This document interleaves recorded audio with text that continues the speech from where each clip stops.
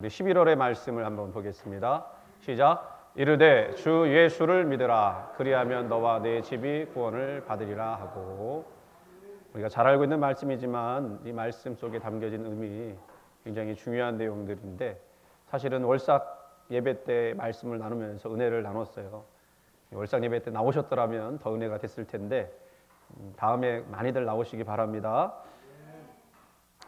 설교를 시작하면서 여러분에게 질문 하나 드리고 시작하겠습니다. 매우 어려운 질문일 수도 있고 아니면 굉장히 쉬운 질문일 수도 있습니다. 여러분은 구원 받으셨습니까? 아우, 예, 감사합니다. 각자가 우리가 대답해야 될 그런 질문입니다만은 매우 중요한 질문입니다. 우리 지난주 설교를 들으면서 설교 속에서 나오는 내용들을 볼 때 이 구원에 대한 확신이 조금 흔들리지는 않으셨는지 모르겠다 하는 생각을 갖습니다. 그래서 지난 설교에 이어서 오늘 설교를 계속해서 말씀을 드리는데, 지난주 설교 말씀에는 구원 얻는 믿음은 행함이 있는 믿음이다, 그렇게 말씀을 하셨어요. 구원받은 자는 그 구원의 감격과 감사로 인해서 행함이 있어야 된다, 그게 참된 구원받는 믿음이다, 이렇게 말씀을 했습니다. 그런데 문제는 그렇게 하지 않는 믿음을 뭐라고 그러냐면 죽은 믿음이다. 여기서 우리가 고민을 하게 되죠. 보통 다들 그렇게 생각합니다. 나는 구원받을 만한 행함이 많지 않은데 오히려 좋은 선한 행위보다 악한 행위가 더 많은 것 같은데, 이런 고민을 하게 돼요. 그러니까 그 말씀을 들으면서 나는 그러면은 행함이 없는 믿음인데 죽은 믿음인가? 이런 고민하게 되는 거죠. 오늘 말씀은 이런 구원에 대한 그런 이야기입니다. 설교를 준비하면서 아주 작은 책이지만, 적은 분량이지만 너무나도 유익한 책 한 권을 읽게 되었어요. 여기 저 앞에 뜰 텐데요. 굉장히 작아요. 일부러 갖고 온 거는 작다고 하는 거를 보여드리려고. 5,000원밖에 안 해요. 이거는 우리 기관장님들은 꼭 사서 보시기를 바랍니다. 내용을 좀 설명하면 그 제목이 뭐냐면, 뭐라고 했죠? 내가 구원받았는지 어떻게 알 수 있는가.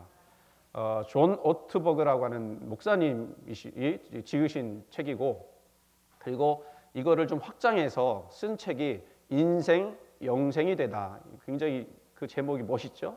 인생 영생이 되다. 이 책은 제목처럼 우리가 구원받았다고 하는 것, 즉 구원의 확신이 무엇인지에 대해서 설명을 하는데요. 그 설명을 하기 위해서 뭐부터 이야기하냐면, 우리가 잘못 알고 있는 구원이 뭐냐, 그거를 알려줍니다. 그러면 우리가 잘못 알고 있는 구원의 확신, 구원의 내용, 우리 사실은 모두 구원을 갈망하지요. 이 세상에서 우리 편에서 가장 중요한 단어가 있다면 구원입니다. 그렇죠.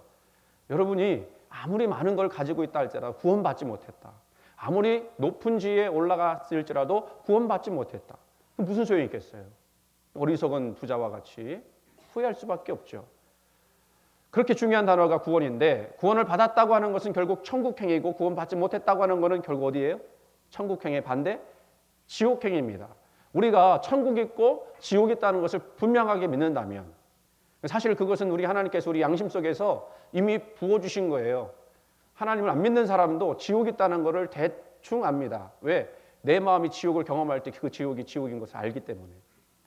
그래서 이것을, 구원받는 믿음은 이 천국과 지옥을 가르는 것이기 때문에 어떻게 보면 굉장히 심각하게 받아들일 수밖에 없는 질문이죠. 그런데 이 구원이라고 하는 단어가 요즘 들어서, 과거에는 그렇지 않았다는 얘기죠. 그 고유의 긴박성을 잃어버렸다. 무슨 얘기냐면 구원이 축소되고 형식화되었다는 것입니다. 우리가 알고 있는, 잘못 알고 있는 구원은 어떤 커트라인이 있고 그 커트라인을 넘어서는 것이 구원이다, 그렇지 않으면 구원이 아니다 라고 생각하는 것입니다. 그리고 그 구원을 하나님이 우리에게 해주시는 일로 생각을 한다는 거예요. 그러나 성경이 말하는 구원은 그것으로 끝나지 않습니다. 예수를 믿어서 내가 구원받았다라는 것을 끝나지 않고, 예수를 믿었더니 하나님이 우리 안에서 일하시는 것이 있더라.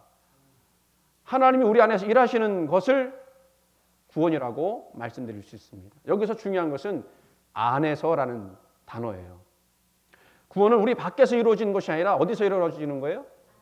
안에서, 우리 심령 속에서 이루어지는 거예요. 그래서 내가 지식적으로 예수 그리스도를 내가 믿고 구원받았습니다라고 말하는 것으로 끝나는 것이 아니라, 내 안에서 하나님이 그 구원을 이루시는 그 사실 자체가, 그 삶 자체가 구원이라는 겁니다. 다시 말씀드리면 예수님의 표현을 따라서 이야기하면 그 예수님 강조하셨던 하나님의 나라, 그 하나님의 나라가 내 삶 가운데 이루어지는 거예요. 그러니까 구원의 핵심은 하나님 나라의 삶이 한순간씩 우리 작은 삶 속에서 스며들듯 들어오는 겁니다. 스며들듯 들어오는 거예요. 요한복음 3장 8절 말씀에 예수님이 말씀하시죠. 바람이 임의로 불매 내가 그 소리는 들어도 어디서 와서 어디로 가는지 알지 못하나니 성령으로 난 사람도 다 그러하니라. 그러니까 구원을 받았지만 그 구원이라는 게 어느 순간 확 그게 느껴지지 않을 수도 있다는 거예요. 그리고 그것이 천천히 내 마음속에 예수님이 내 마음속에 들어오셔서 나로 하여금 그 예수님의 일을 하게 만드시는 거죠. 그동안 우리는 어떻게 구원을 생각했느냐? 한번 복음을 듣고 받아들이면 천국행이 보장되는 소식. 다시 말해서 성경이 진술하는 예수님이 하나님의 아들이시고 우리 죄를 사하시기 위해서 십자가에 죽으셨다는 사실을 믿기만 하면, 여기서 좀 오해하지 않기를 바랍니다. 믿기만 하면이라는 것은 믿음 말고는 아무것도 안 해도 된다, 그런 뜻으로 이해한다는 거예요. 그래서 우리가 죽어서 천국 들어간다. 죽어서, 지금이 아니고, 이제가 아니고. 이러한 생각은 구원이 이 천국의 사다리를 건너기 위해서 옳은 답을 아는 것으로 이렇게 축소시켜 버렸어요. 아는 것으로. 근데 아는 것도 중요하죠. 어떻게 하느냐. 예수님은 나에 관한 옳은 것들을 믿으면 죽어서 천국 가게 해주겠다라고 말씀하신 적이 없어요. 그럼 예수님이 무슨 이야기로 구원을 말씀하셨고 영생을 말씀하셨느냐. 요한복음 17장 3절 말씀입니다. 같이 읽어보겠습니다. 시작. 영생은 곧 유일하신 참 하나님과 그가 보내신 자 예수 그리스도를 아는 것이니이다.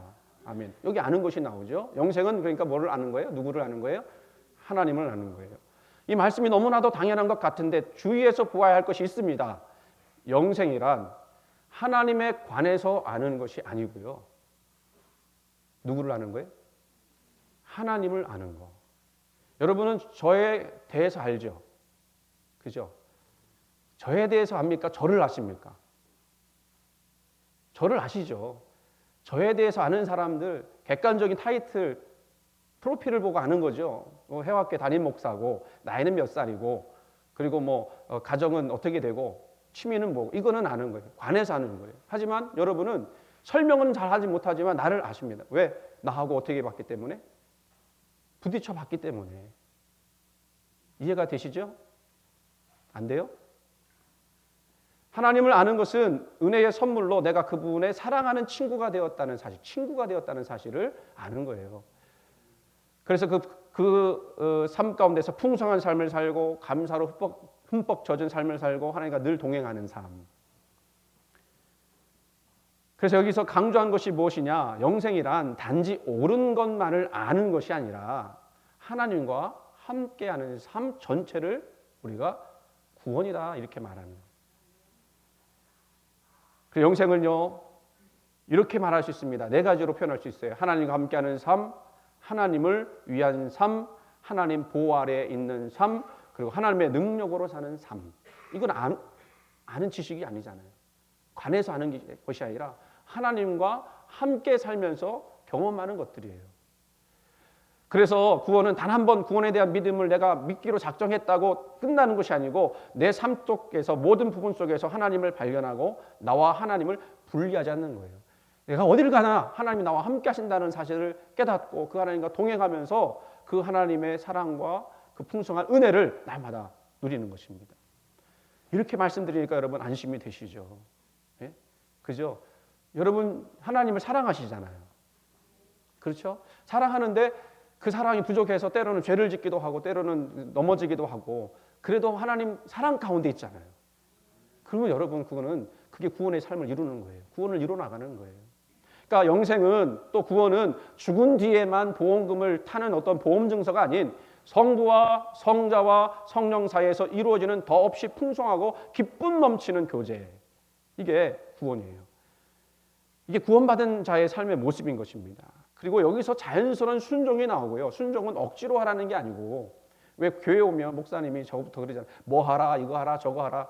뭐 그거 안 하면은 뭐 구원 안 받은 것처럼 이제 이게 느껴지고 하고 그러는데 그 억지로 그런 순종이 나오는 게 아니라 이 변화된 마음 속에서 그것이 자연스럽게 이 스며든 은혜가 또 자연스럽게 흘러나오는 행위로 나타나게 되는 것입니다. 로렌스라고 하는 형제를 아실 겁니다. 로렌스 형제니까 뭐 형이고 동생이고 있다는 그런 형제가 아니라 형제 자매님 할 때 그 형제를 이야기하는 한 사람이에요. 이분의 원래 이름은 니콜라 에르망이고요. 1600년대에 살았던 사람인데 30년 전쟁에서 심각한 부상을 입어서 불구가 됩니다. 많은 방황 끝에 48세의 늦은 나이로 깔멜 수도원의 평수사가 돼요. 평신도보다 조금 높은 거죠. 그곳에서 로렌스라고 하는 이름을 받게 되는데 그가 수도원에 들어가서 처음 했던 일이 뭐냐면 주방에 가서 일을 하는 거였습니다. 평수사가 자기 훈련받으러 왔는데 주방에 가서 밥이나 하는 일을 하느니 이게 쉽게 받아들여지지 않고 또 그 힘든 일들을 하면서 불평할 수밖에 없는 거죠. 그러던 그가 어느 날부터 일상생활 속에서 매일 기쁨과 행복을 누리는 감사의 사람으로 변했더라는 거예요. 주변 사람들이 그것을 먼저 알게 되었고 그리고 그를 다시 보니 그의 얼굴은 빛이 났고 늘 기뻐하고 감사에 차 있었던 모습이었습니다. 사람들이 그 비유를 물을 때에 그는 생활의 사소한 일상 속에서 하나님의 임재를 연습했다는 거예요. 연습했다는 것은 계속해서 추구했다는 것이죠. 하나님이 나의 인생 가운데 계심을 내가 늘 경험하는 거죠. 그의 비결은 일상 속에서 하나님을 찾고 언제 어디서나 계시는 하나님과 교제하는 거예요. 이렇게 얘기합니다. 나는 가장 분주한 시간이나 조용한 기도 시간이나 본질적으로 다르지 않다고 봅니다. 그릇 부딪히는 소리와 소음이 가득하고 많은 사람들이 동시에 내게 무엇인가를 요구하는 부엌에서도 나는 정해진 시간에 기도할 때처럼 평화롭게 하나님의 임재를 유지합니다. 그러니까 평상시 일상 속에서 하나님의 임재를 경험한다는 거예요. 나는 하나님을 사랑하는 마음으로 프라이팬 속에 달걀을 뒤집습니다. 그리고 그것이 끝나고 더 이상 할 일이 없으면 나는 내게 일할 수 있는 은혜를 주신 그분께 내 전부를 바치는 예배를 드립니다. 감사기도 드리는 거죠. 나는 하나님을 사랑하는 마음으로 라면 땅에서 지푸라기를 하나 줍는 일에도 만족을 느낍니다. 이게 하나님의 임재. 그게 구원받은 삶이에요. 작은 일이고 큰 일이고 떠나서 하나님이 나와 함께 하시니까 그 모든 것들이 귀하게 여겨지는 거죠. 이렇게 보면 구원하는 믿음은 내가 은혜를 입어서 구원받은 은혜를 입어서 지금 이 땅에서 그 은혜를 통해 그리스도와 상호작용하는 거예요. 그리스도를 분리하지 않고 내 속에 들어온 그리스도와 함께 주고받고 하는 거예요. 지금도 여러분 하나님 함께 하신 줄 믿습니다. 설교는요 뭐냐면 하나님이 여러분에게 말 걸어오시는 거예요. 그럼 여러분은 그 말 걸어오시는 것에 대해서 응답하시는 겁니다. 크게 주고받는 거예요. 비록 제가 혼자 이렇게 이야기하지만 여러분 마음속에서 우리 설교를 통해서 듣는 설교를 통해서 계속해서 주고받는 역사가 일어날 때 그게 하나님의 임재가 임하게 되는 것입니다. 결혼 생활을 예로 들면 우리가 결혼을 할 때 어떤 커트라인을 딱 주고 요거 넘으면 남편 자격이 있고 요거 넘지 않으면 남편 자격이 없고 아내도 넘으면 자격이 있고 넘지 않으면 자격이 없고 그거 아니잖아요. 그죠? 요즘 결혼은 어떤지 모르겠습니다만 정말로 사랑해서 결혼하는 것이라면 어떤 커트라인을 세우는 것은 그것은 쫓겨날 짓이죠. 오히려 커트라인보다도 더 넘어선 헌신과 수고가 우리 안에 있는 것입니다. 그래서 결혼은요 개인적이고 영적이고 관계적인 현실이죠. 예수님과의 관계도 마찬가지예요. 개인적이고 영적이고 관계적인 그 관계 그 속에서 예수님이 나와 함께 하시는 것 자체가 기쁘고 즐겁고 감사한 것. 그게 구원의 삶이라는 거예요. 물론 우리는 죄인이지요. 죄인이라고 하는 것은 우리가 죄의 중독에서 죄가 중독이에요, 여러분. 중독이니까 고침받아야 되는 거예요. 예수님은 그 중독에서 헤어나올 수 없는 우리를 구원하시기 위해서 십자가에 달려 죽으신 거죠. 은혜로 구원하신 거예요. 아직 잘한 일이 없는데도 구원하신 거예요. 그런데 문제는 뭡니까? 지금까지 설명을 드리니까 이렇게 구원을 설명하면 내가 구원받았는지 안 받았는지 확실하게 어떻게 확신할 수 있는가? 뭐 바람이 부는 것처럼 임의로 바람이 부는데 그러면 내가 구원받았다고 말할 수 있는 것인가? 이런 질문을 또 하게 되는 거죠. 그래서 구원의 확신 이거를 굉장히 중요하게 여기는데 그래야 내가 안심할 수 있으니까요. 그럼 처음 질문으로 돌아가서 구원의 확신은 어떻게 가질 수 있을까? 정리하면 우리가 하나님과 함께하는 삶에 참여하는 것이죠.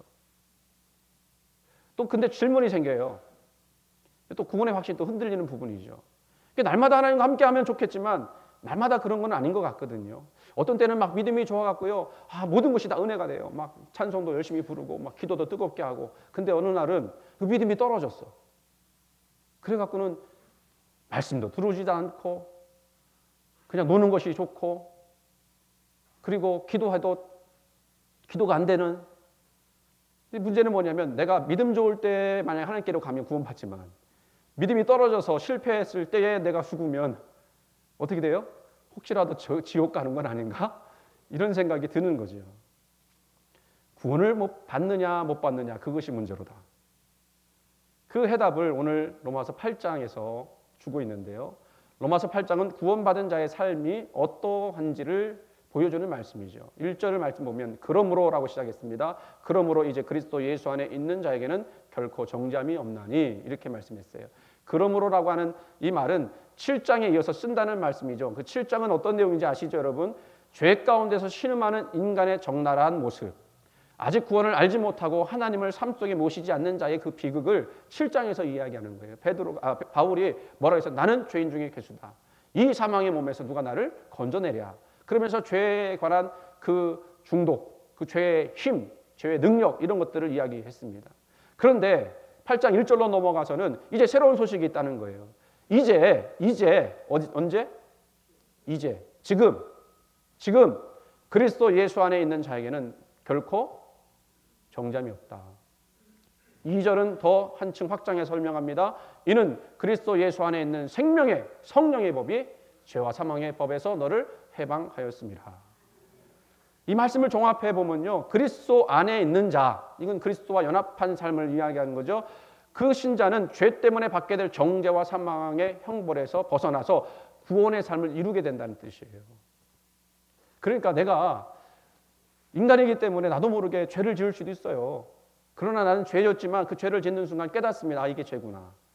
회개해야지. 그리고 죄를 지으면 안 되겠지. 그리고 나는 다시 하나님과의 연합된 삶으로 나가야지 라고 생각하고 가는 거.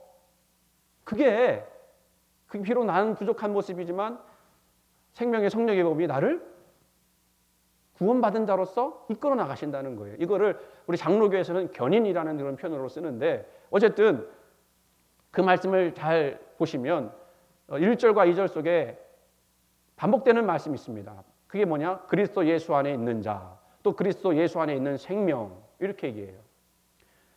그리스도 안에 그 말씀드린 거죠. 그리스도와 연합한 삶이다. 그 연합한 삶은 어떤 삶입니까? 생명의 삶이죠. 죄로 얼룩진 삶이 아니라 비록 죄를 지었지만 죄에서 해방되어 죄를 이기는 삶. 그래서 하나님의 사랑과 그 섭리를 날마다 누리며 사는 것. 여러분 그런 경우 없습니까? 죄 지을 뻔했는데 하나님 은혜로 죄 안 지을 때도 있어요. 그런 경험도 있죠. 비록 내 믿음이 부족해서 죄를 짓고 죄 가운데 살았음에도 불구하고 거기에 매몰되지 않는 것, 거기를 막 추구하지 않는 것, 그 죄를 막 원하지 않는 거예요. 원하지 않는 것은 누가 그렇게 하시는 것이냐? 그 생명의 성령의 법이 나로 하여금 죄를 좋아하지 않게 만드는 거예요. 비록 나는 죄인이지만 그래서 다시 돌이켜서 거룩한 삶으로 나가는 거. 그것은 내 힘으로 되는 것이 아니고 성령께서 나를 포기하지 않으시고 주 안에서 그 구원을 이뤄 나가신다는 약속. 그 속에서 우리는 구원의 삶을 살아가는 거예요. 과거 우리 예수 믿기 전에는 예수님 안에 없었으니까 우리를 얽매했던 죄와 사망의 법이 나를 그 죄의 중독에서 벗어나지 못해서 나를 비참하게 만들었어요. 그래도 내 안에는 양심이 있기 때문에 죄를 지을 때마다 그것이 괴로웠어요. 그리고 예수를 알지 못했기 때문에 내가 이런 죄를 짓다가 결국은 벼락 맞아 죽겠지 이런 생각도 했을 수 있어요. 그런데 이제는 좀 달라졌다는 겁니다. 좀 달라진 게 아니죠. 완전히 달라진 것입니다. 신분의 변화가 일어났어요. 생명의 성령의 법이 이제 너는 하나님의 자녀고 그래서 그 구원을 내가 이루어 갈 거다. 너의 힘으로가 아니라 억지로 선한 일을 하라는 얘기가 아니고요. 성령이 내 안에 계시니까 내 안에서 자연스럽게 이 선한 일에 대한 소망이 일어나는 거예요. 성가대를 하면서 성가대가 좋아지고 밥을 하면서 밥이 좋아지고 밥하는 게 좋아지고 그리고 수고하면서 그 수고가 감사한 거예요. 왜? 하나님이 나를 축복해 주시는 삶이 살고 있으니까. 이게 가능한 게 뭐냐면 오늘 제목처럼 생명의 성령의 법이 나를 구속했기 때문에 그렇습니다. 이거는요. 과거 예수 믿기 전에 율법과 죄가 다스렸던 죄의 영역에서 이제는 생명의 성령이 주관하는 영역으로 이전하는 거예요. 아무도 우리를 이전한 그곳에서 우리를 빼앗을 수가 없고 그리고 우리를 건들 수가 없어요.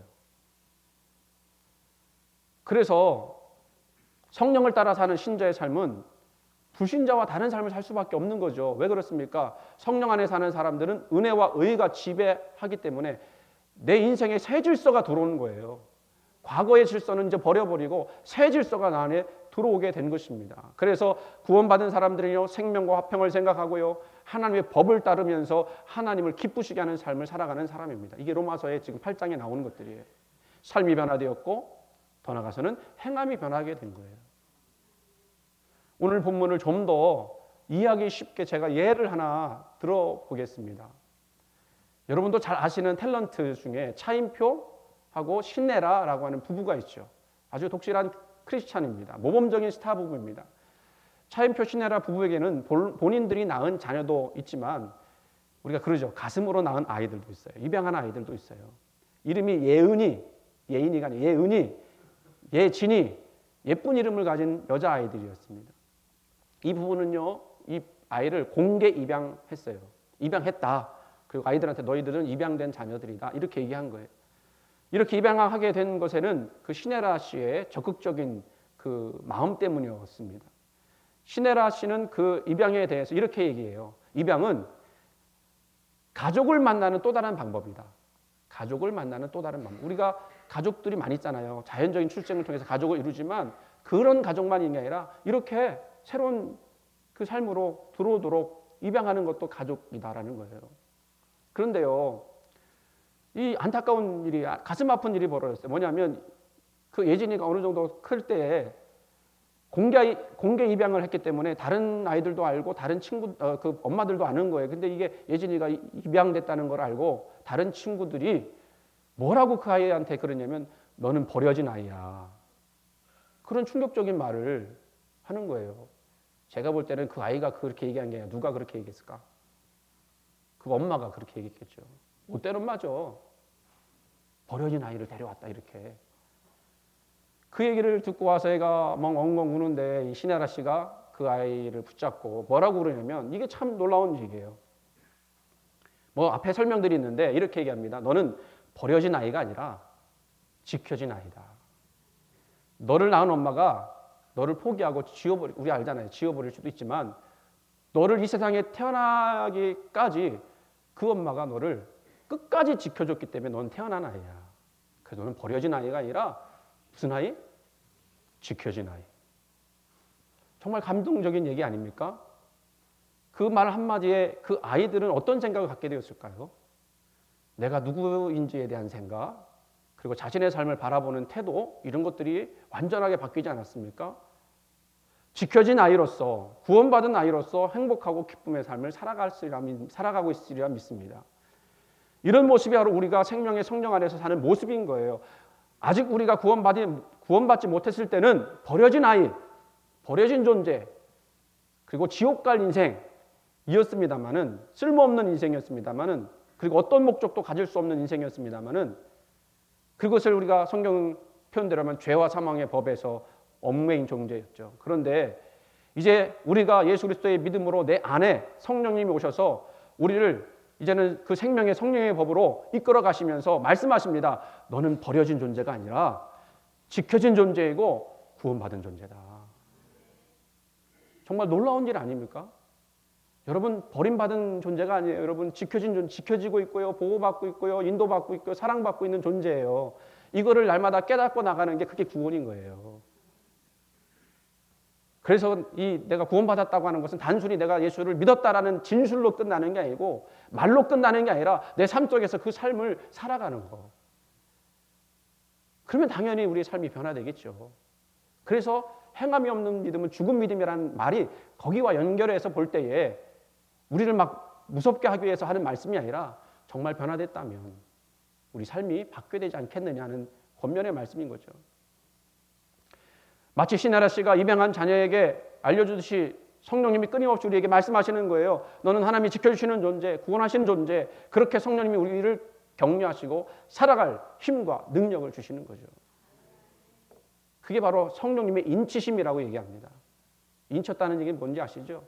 도장으로요, 불도장으로요 쥐지는 거예요. 그러면 이거 누구 소유인지 분명하게 보이는데 지워지지가 않아요. 그렇죠? 그 소유가 분명합니다. 하나님이 우리를 너는 내 것이다 인쳤다는 거예요. 결론을 맺습니다. 구원은 단지 어떤 커트라인을 넘어서는 지식이 아님을 기억하시기 바랍니다. 구원은 순종이 자연스럽게 흘러나오는 삶의 방식이에요. 행위를 변화시키지 않는다면 그건 구원이 아니라고 말씀드렸습니다. 근데 놀라운 거는요, 우리가 그리스도 예수 안에 있을 때 이런 행위의 변화가 내가 원해서 되는 것이 아니라 성령님이 나로 하여금 감동케 하셔서 나도 모르게 그런 선한 일이 일어나게 되는 거예요. 우리는 구원받기 위해서 무슨 일을 막 해야만 구원받는 게 아닙니다. 그러나 구원받은 이후에는요, 성령님이 나로 하여금 그 선한 일들을 행하게 하시는 거예요. 그게 성령님이 저와 오늘 여러분 함께 하시면서 이루시는 일임을 믿으시기 바랍니다. 그 생명의 성령의 법이 오늘도 저와 여러분 가운데 있음을 믿습니다. 그리고 우리를 이끌어 나가신 줄 믿습니다. 흔들리지 마시고 그 삶을, 그 구원의 삶을 아름답고 또 존귀하게 이어나가는 저와 여러분 되기를 주의 이름으로 축원을 드립니다. 제가 기도하겠습니다. 하나님 아버지, 오늘도 주님 앞에 나와 우리가 구원받은 것이 무엇인지 깨닫고 나가게 하시니 감사를 드립니다. 단순한 진술이 아니라 우리의 삶 속에서 예수 그리스도를 모시고 그 주님과 동행하며 살아가는 것, 그리고 그 가운데서 생명의 성령의 법이 우리를 놓치지 않으시고 꼭 붙잡아 주셔서 보호받고 인도받고 사랑받는 존재로 이끌어 나간다는 사실을 깨닫게 하여 주시옵소서. 감사드리며 사랑 많으신 예수님 이름으로 기도드리옵나이다. 아멘.